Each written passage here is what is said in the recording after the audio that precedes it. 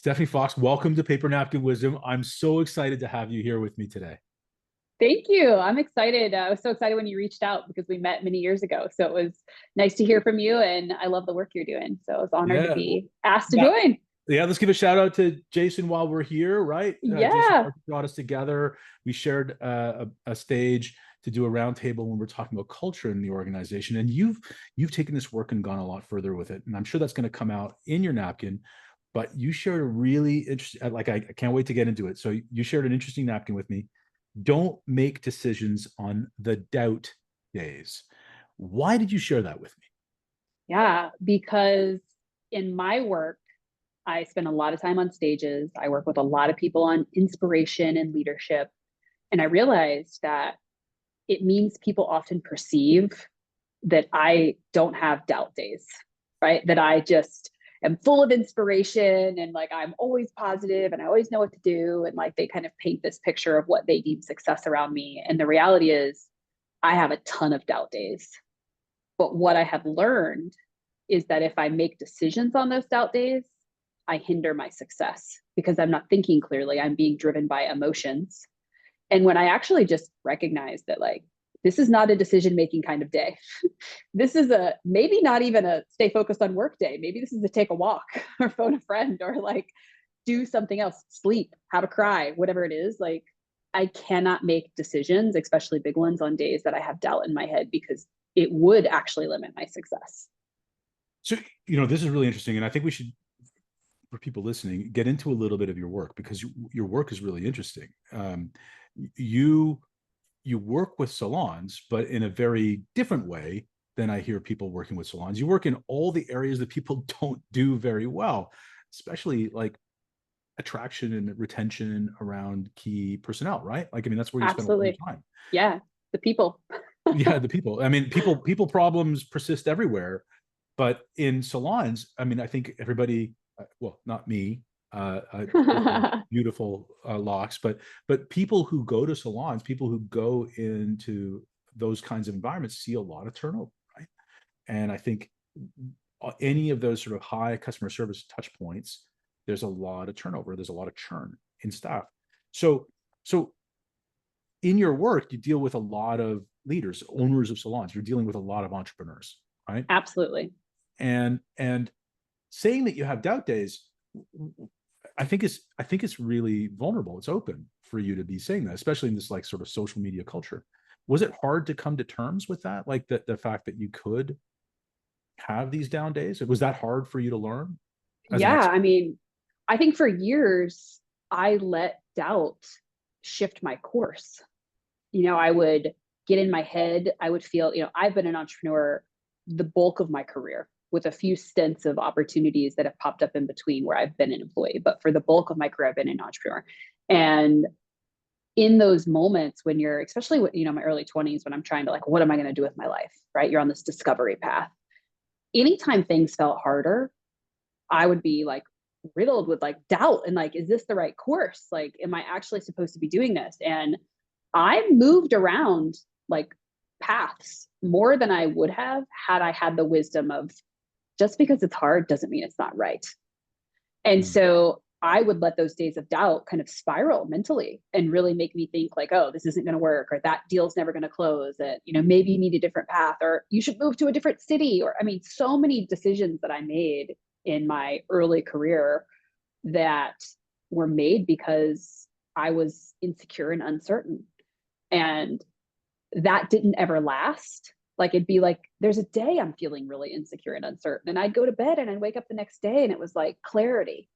But it took me years to put it together and go, wait a minute, Stefanie, like you're going to have those days. They're normal. They're part of the work. Just don't make a decision on them because you're going to wake up tomorrow and you're going to feel mentally clear, stronger about what you're doing. The next opportunity that you should pursue is arising. Like it was like I had to learn the pattern. I would see it, but I hadn't really learned it Yeah. enough to change my behavior around it. And when I did, it changed so much. I think what you're saying is really interesting about recognizing the doubt, recognizing the uncertainty and the insecurity of a no, like getting a no in the market, sometimes I think when we're even when we're in startup mode, like when I'm in startup mode, and we were sort of talking about this sort of green room thing beforehand, when you're in startup mode, anybody giving you validation is like, yeah, I love you. I want to spend more time Yeah. with you. But they can be really distracting, right? And because they're feeding off our problem. Our problem is that doubt day, right? Like that low energy day, Yep. or feeding off those no's. You use the word recognizing it, and I think that's really revealing. So how did you learn to recognize the doubt days, notice the doubt days? Yeah, honestly, it was through some study. I'm a big data junkie. I like to read. And it was really researching, like from a neuroscience perspective, what happens in our minds when we need a new thought, right? It is easy, take gratitude as an example. We've all read books about, like, if you focus on gratitude, you'll be more grateful and you'll be more joyful and you'll then have more joyful things happening in your life, right? And that is all true. We see that happen. And so it was like, well, what is actually going on when we're spiraling in a mental place that isn't healthy for us, whether that's from insecurity, doubt, frustration, fear, any of those negative emotions. And so neuroscience would tell us that if you actually can, step one, recognize the state you're in, that's number one. Number two is you have to insert a new thought. That new thought could be, I need to take a walk. I need to pause. And so I started kind of building this function for myself where, number one, I got better at recognizing, like, are you kind of spiraling stuff? Like, is this a real rational thought, or are you feeling emotional, or are you stressed? Like, what's really happening here? Stop the spiral. So number one. And then number two was having resources that I knew helped shift my mental space. And for me, the shift of the mental space is truly like move my body, get up and take a walk, right? That's a huge one for me. Phone a friend, like calling a trusted person that I can actually just say, like, hey, I need you to talk me off the ledge because I am not feeling good. Like, I don't know what I'm thinking. I'm feeling a little crazy about this. Um, I'm a big lover of inspirational quotes. So sometimes it's as simple as like reading a few quotes, So I'd go into Pinterest and I have tons of Pinterest boards around inspiration that I just have to pull my phone out sometimes and like re-inspire myself. Um, and then, nothing really shifts that crazy cycle we get ourselves in full of doubt like a good sleep. Sometimes it's truly, this isn't a problem for today. I need to just deal with this tomorrow.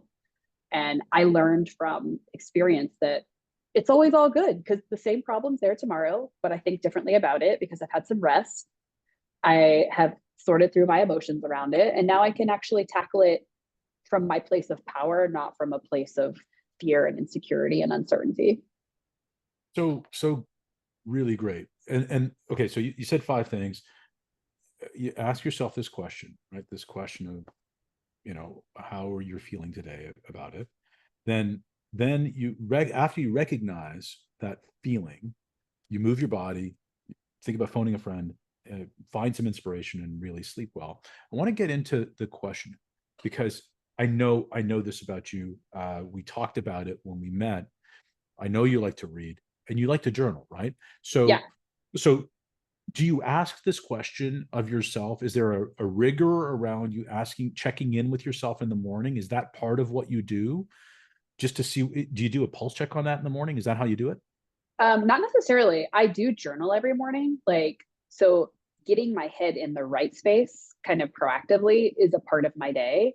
But it's not with any real focused question. It's like I open my journal, I have a like prayer journey and, faith journey. So that's my like morning experience to get my brain right, which also for me, when I wake up in the morning, I'm like ready to go. I am an action kind of person. And so that can also breed some anxiety around like, Mm. okay, we got to go. We got to go. There's all these things to do. And so I found that journal experience in the morning lets me get all those thoughts out. Again, resets my brain into the place it needs to be in to actually have a productive day. Now, if things are feeling like something comes up, it's either that day's problem or it's a bigger problem. And I'll tell you an example of a bigger one here in a second. Then it's like kind of a talk to yourself moment where you're like, okay, wait, you're being super negative. Is this really gonna like go down the way you're imagining it's gonna go down? Or could you just pause for a minute? You need to think it's the recognition that like I feel my pulse going up. I feel my brain spiraling. I look for those cues. that don't serve me well. And certainly not, as an entrepreneur and like the teams that I work with, that doesn't serve them well either. Like if I'm in that state, I'm not showing up as the leader that I need to be. I'm not showing up as the inspiration or visionary or any of those things. So I think it's a responsibility too, especially for the type of work that I do, because I serve other people. So I've got to really be in line. Um, the example I was And you going to care say, deeply about, so one of the things that I notice about you is that you really pour yourself into your community, right? Like you yeah, really deeply care about the yeah, issues of the salon owners and their teams. And so recognizing early on in the day that you've got positive energy or negative energy, and then using some of these tools that we've talked about that you use is a really important part of it for you, right? Because you can't serve others if yeah, you're not able to serve yourself. it is. And I focus on solving big problems that impact people's lives. I mean, we were talking about the salon business model. A thing that a lot of people miss that don't know salons. If you are an employment-based salon, so you have W-2 employees, when you lose a staff member, you lose revenue because our consumer is attached to the hairdresser and they follow the hairdresser. Any of us can think about how many hairdressers we followed, or friends or wives or girlfriends, husbands, that like, oh yeah, my hairdresser's been to like 3 salons and I follow them. So we're in this unique business situation where you have an entrepreneur, it's already hard enough to grow and scale a business. But now the revenue of my business is at the mercy of my team staying and my team being happy. Like that is a lot of stress to carry. And so I work to solve that part of the problem. And that is critical to that entrepreneur being in the game every day, Mm-hmm. not feeling, you lose a staff member, and I've been there, like you feel like you got punched in the heart and the gut at the same time. Like it's horrible because your bank account's going to get hit. You feel betrayed. You're worried more people are going to leave. You're questioning, what did I do? How did I fail? I mean, all the things happen in that scenario. And so my work, my research around what does the workforce want really comes from two places. One, it's I want to serve the hairdresser well because I've been the hairdresser whose family said, you're going to do what? You're going to be a hairdresser? That's the worst possible career choice for you, right? They thought it was the stupidest. Like my mom said, you're wasting your brain. So I know if hairdressers have better career journeys, they're going to make more money. They're going to be more satisfied. They're going to be more loyal in their space. And they're going to be happier. And more people in the world are going to go, wow, that's an amazing career choice. They're artists. Like that is so cool. And then on the owner side, I've been the salon owner and I know how hard it is to have a dream and feel like that dream is at the mercy of the people you lead and you don't know what's going on in their life or why they make their decisions, or, it's a lot to take on. And so that collection of research, and then I build programming to help the salons lead better, recruit better, really try to help them solve that problem, because I want everybody to look at the beauty industry and be like, man, that's amazing. The same way we would think of like an engineer at Apple and we think, wow, that's such a cool job. Like hairdressing is amazing. It's an art. It is impactful to people's lives. People tell their hairdressers things they don't tell their doctors. Like it is like such a powerful career choice. And yeah, I feel very passionate about it. Like I absolutely love it. It's been a long time since I've sat in a salon chair, but for the people who don't remember, I have no hair. But the I know there's an intimacy in that relationship, right? Their hands are on the client for a prolonged period of time, and that Yeah. personal connection is valuable. It's deep, and I love how you honor that. I think it's really important. So after you recognize this, you talked about moving your body. So this is maybe something that you do, again, part of your routine. Maybe I know fitness is important to you. So is that something that you de-risk? Is that something you make part of every morning, or Yes, how do you figure that out? absolutely. I mean, especially, we all face challenges, but anybody that's an entrepreneur understands the mental load that comes with like building and scaling something. For me, that's like the preventative medicine. Like I have got to spend time on my health and well-being through the gym, a run, something, because the likelihood that I'm going to have a better, more productive, less doubt-filled day is so much higher. Oh my gosh, so much Yeah. higher. Yeah, and there's a bunch. I know neuroscience is a big part of your reading, but there's a whole bunch of brain science stuff that obviously your brain is healthier, works better. You access parts of your brain that you can't if you haven't exercised regularly. So moving your body is a big part of it. Phone a friend. This is an interesting thing because I heard you also ask them specifically for the help you wanted. Talk me off the ledge. Talk me off. Yeah. Did that take courage the first time? Like, tell me about your peer group that you've got great friends that you can go to them and just blah like that, right? Yeah. Yeah. I mean, and my hope would be everybody has a few of those friends. It's a selective group. I think there's probably 5 people in my life that I know love me unconditionally, know my heart, know how my brain works, know that I can go to them and just say, look, if it's me thinking incorrectly, I need you to tell me. So let me tell you where I'm at and like, what am I missing? Like I ask for that feedback because I think there's just this truth that the people that love us, they want the best for us. And if they see us kind of self-sabotaging or, not serving ourselves to the best of our ability, I want the space to be open that they would say to me, hey, Steph, like, you sure about that? Like, I don't know if that's a good idea. Yeah. But but this is really an important thing that I think a lot of people take for granted, that they're just going to have naturally all these friendships and your friends are going to be straight with you. That's not how it works. You've got to have Mm-mm. ground rules around this, right? You have to have sort of like a values-based conversation before you start to entertain these friend conversations. Otherwise, you're going to get a whole bunch of unwelcome stuff the other way, right? Like, Yeah. you had these ground rules conversations with your friends, didn't you?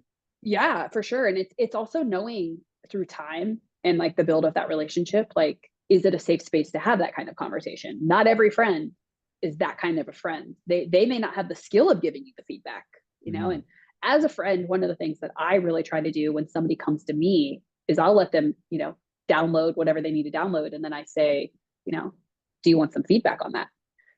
Because sometimes you don't. Like you just need to. So I mean, you've probably been there. Like you talk through the problem, and then you get to the end of it, and you're like, oh my gosh, like I totally know better. Like I get it. I see. Like it's just you needed to say it out loud and get it out of your brain.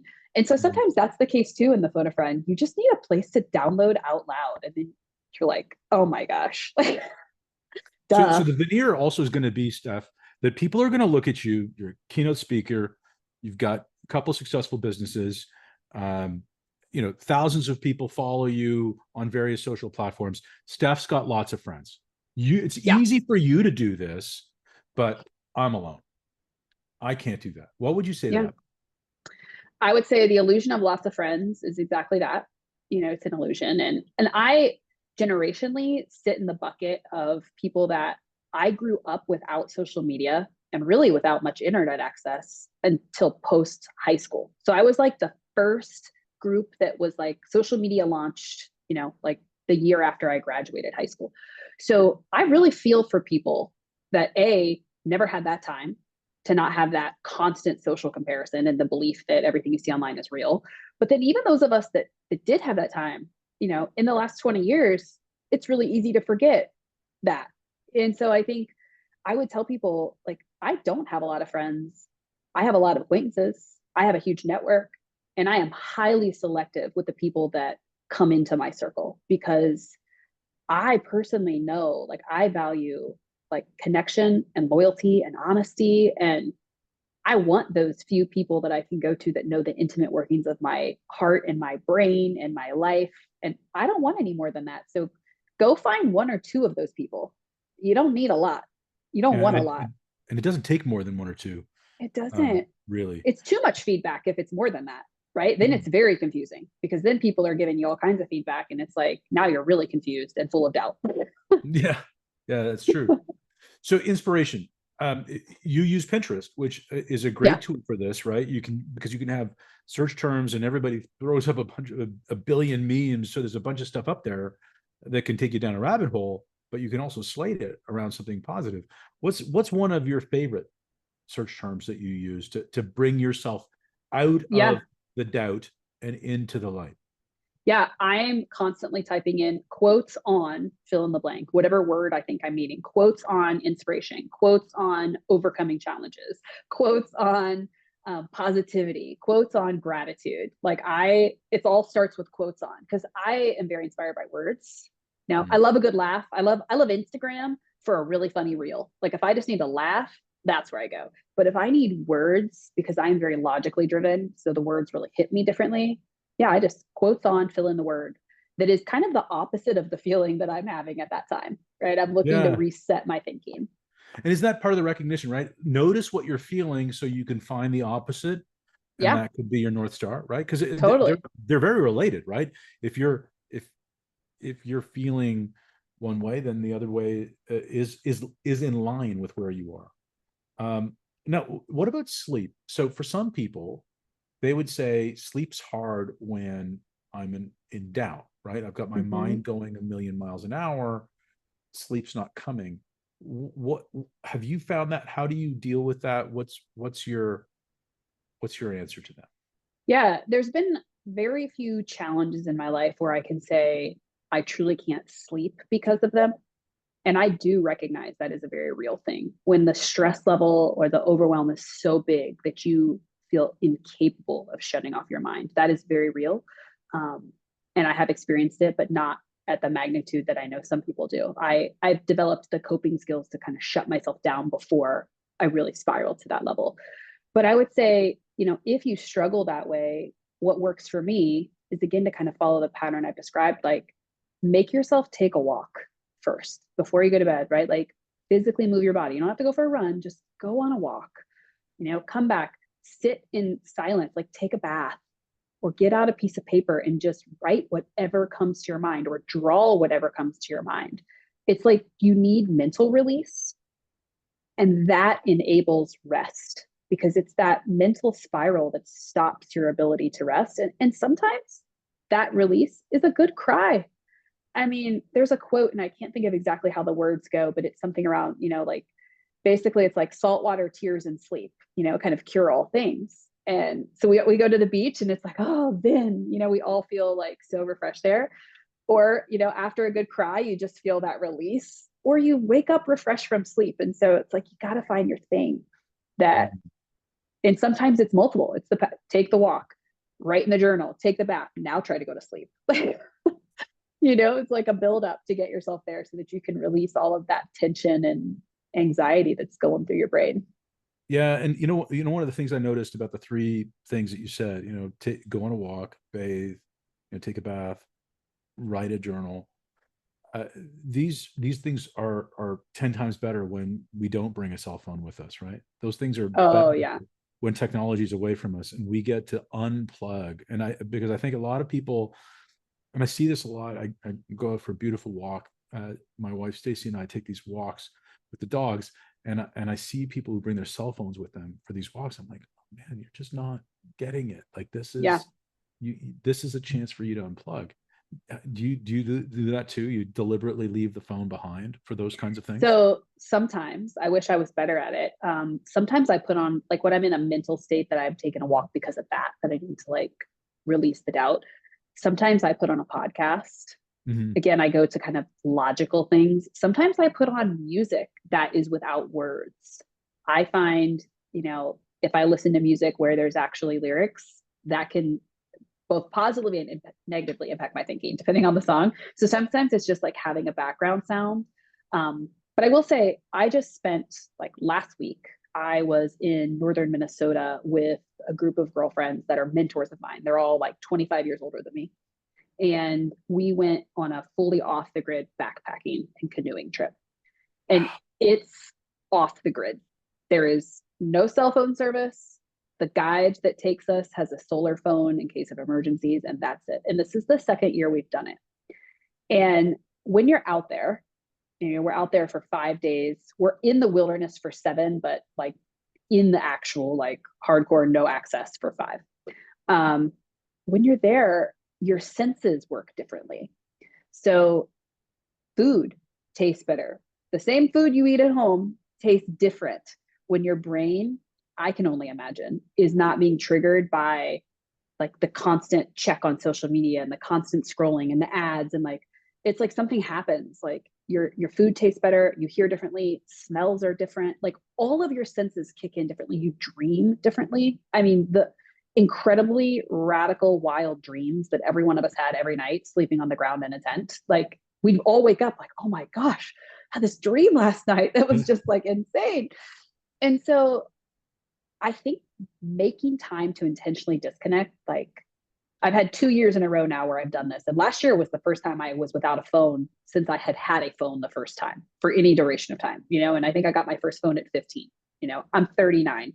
So at 38 was the first time in my life that I went a week, even a day without access to my cell phone.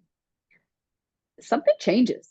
Yeah. Like, oh my There's a gosh, term like, for it. It's called structural decompression, and the no technology does that because your entire structure, your entire physical, emotional structure changes. yes. That's really powerful. You know, there's a couple riffs on your napkin, right? Don't make decisions on doubt days. Don't quit on a bad day was another Mm-hmm. one. I heard that. Um, I can't remember the famous gymnast that said it, but she said it, and I've said it to my kids many times since then. And another one that I'm reminded of, because I think as entrepreneurs, we have to be optimistic. We have to hold the vision. And you talked about this. I can't be the leader I need to be if I can't hold the vision, right? So I need to, Mm-hmm. and I think optimism is something that is not always sustainable for us.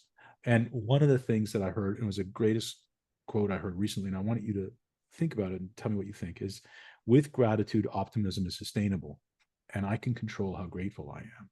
And that was Mm-hmm. from Michael J. Fox. He was talking about his long battle with Parkinson's, and Yeah. people, you know, the interviewer was saying, "Oh my God, your attitude's amazing." He goes, I got this. I got this. With gratitude, Yeah. optimism is sustainable, and I got that. I got a lot of that. I can do Yeah. this. Yeah. So is that what you're saying? I love that. And also, I think I guarantee you there's days that he's got to work really hard to get to gratitude.